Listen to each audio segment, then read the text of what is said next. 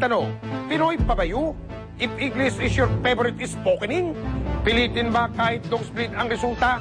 Sa kabilang banda, paano na ang Bisaya? Hindi pa sila asiwa sa pambansang wika.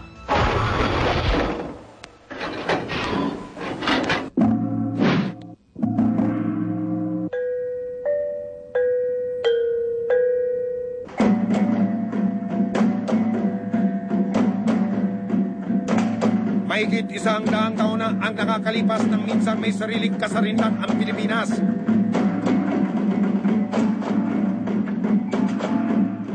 Pero sa pananakop ng samot-saring lahi, nabuo ang daan-daang wika, ubos po ang libo-libong kultura at paniniwala.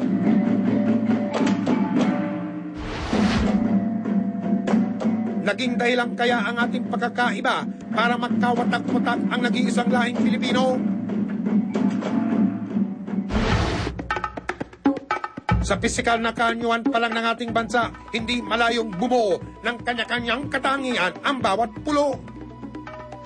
Ito ay parang naging pangunahin ng karakter ng ating bansa dahil sa ating geographical na kalagayan. Pulo-pulo tayo. So, ibig sabihin, iba't iba ang kultura, iba't iba ang wika. No? At nung panahon ng Espanyol, wala pang konsepto ng nasyon. Kaya ang mga Filipino nag-iisip hindi bilang Filipino. Pero tingin niya, hindi dapat ito maging dahilan para hindi mabuo ang ating pagiging isang bansa. Dapat lang merong isang pangyayari or isang bagay na mag-unify para magkaisa ang iba't ibang rehiyon. At isa na rito ang wika. Ayon kay Gato Rizal, ang hindi marunong magmahal sa sariling wika ay higit pa sa mabaho at malansang isda. Pero ang kamangha-mangha sa bansang Pilipinas, ang ating mga batas sa Ingles nakasulat. Kaya pati sa mga hukuman, Inglisan ang Inglisan. Exhibit 1, Your Honor, for the defense. Alright, let's proceed. Listen now. Convincing. Pero kapag ang mga nagre-reklamo at akusado ang tatanungin mo, sa pamilya po. Naintindihan niyo ba yung nangyayari sa loob? kung tutuusin ang nasa sakdal ay pwede sa sariling wika litisin. Pagbasa ng sakdal, ukol sa estafa. Sa paraang ito, hindi tayo mistulang turista sa ating sariling teritoryo. Yan, mahalaga dyan na malaman ng mga testigo kung ano yung mga pinag-uusapan. Nang sa ganon, nasagot sila ng buong katotohanan. Pero mas nakakapagabag ang tunggalian ng dalawang wikang parehong sa atin.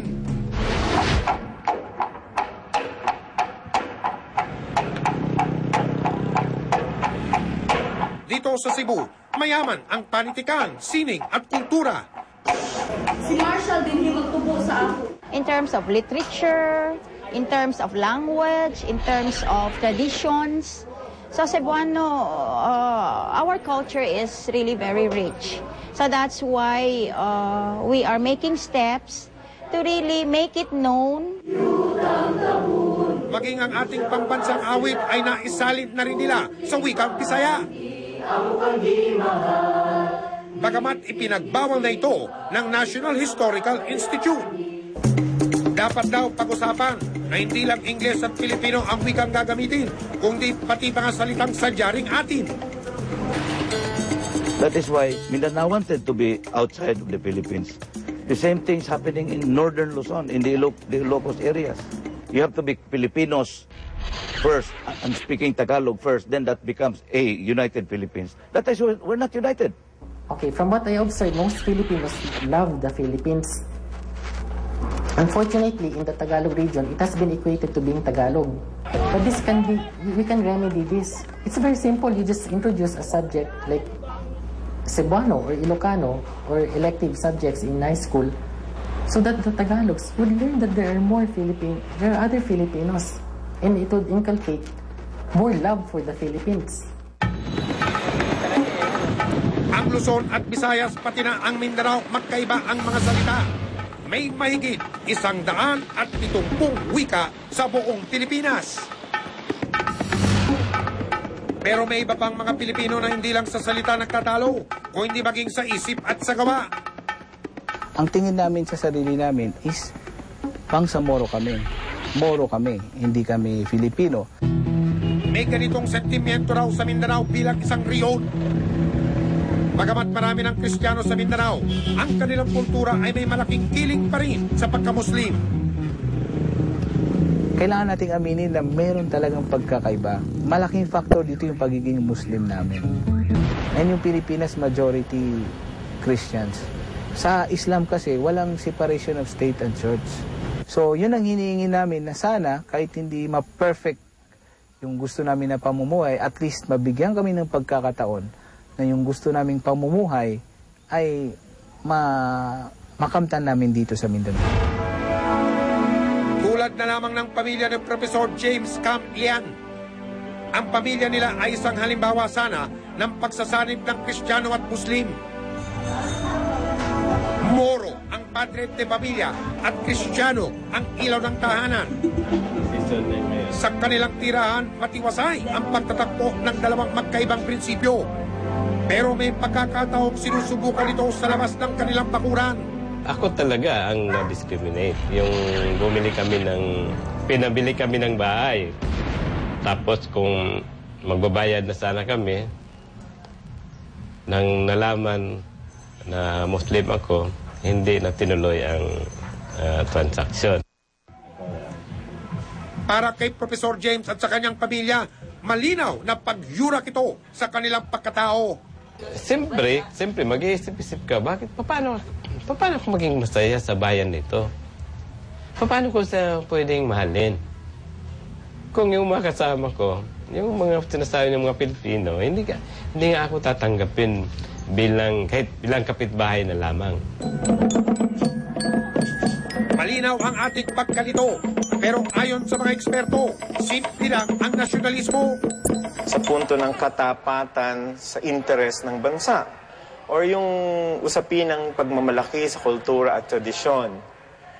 So yung mga gawain ng mga Filipino na wala doon, sabihin wala silang nationalism, walang nasyonalismo. Hamon dyan sa pagiging rehiyon na isang nasyon ay paanong maigagalang mo ang katangian ng isang rehiyon na ito para yung mga elemento nito maging magandang daluyan patungo sa isang bansa. Ang bawat pinagdaanan ay bahagi ng ating yaman. Pero kung ang pagka-Pilipino ang pag-uusapan, ang pinakamahalaga sa lahat ay ang pagtanggap nating tayo ay iba-iba pero iisa.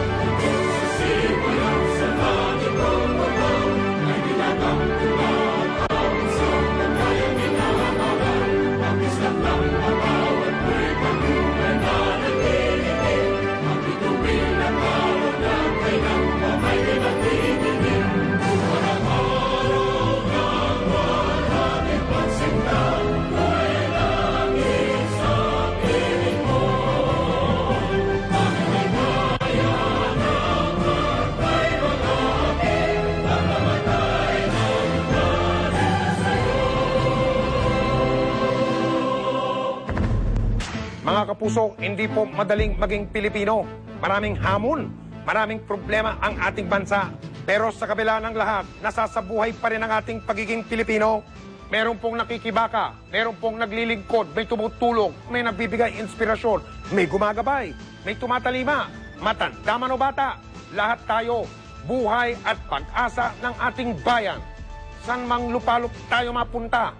Ako po ang inyong kapuso at kapwa Pilipino Mike Enriquez at ito ang investigador.